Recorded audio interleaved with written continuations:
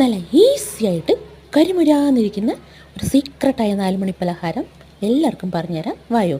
നമ്മുടെ പച്ച ചക്കയാണ് കേട്ടോ ഇതിന് വേണ്ടത്. കുറച്ച് പച്ചരി വെള്ളത്തിൽ കുതിർത്താനിടണം. കുതിർത്ത് വാരിയ പച്ചരിയിൽ നമ്മുടെ പച്ച ചക്കച്ചുള കീറിയിട്ടിട്ട് മിക്സിയിൽ നല്ല തരിതരിപ്പായിട്ട് അരച്ചെടുക്കുക. വല്ലാണ്ട് തരിതരിപ്പല്ല, എന്നാൽ നല്ലോണം മഷി പോലെയും വേണ്ട.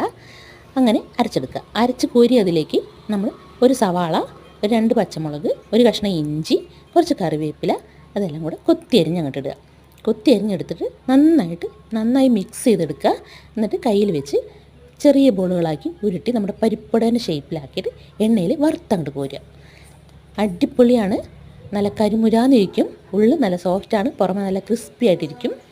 അപ്പം സ്കൂൾ വിട്ട് വരുന്ന കുട്ടികൾക്കും മഴ കണ്ടിരിക്കുന്ന വീട്ടിലുള്ളവർക്കും പെട്ടെന്ന് വിരുന്നുകാർ വന്ന് അവരൊന്ന് ഞെട്ടിക്കാനും എപ്പോൾ വേണമെങ്കിൽ നമുക്ക് ഉണ്ടാക്കാവുന്ന ഒരു പലഹാരമാണ്.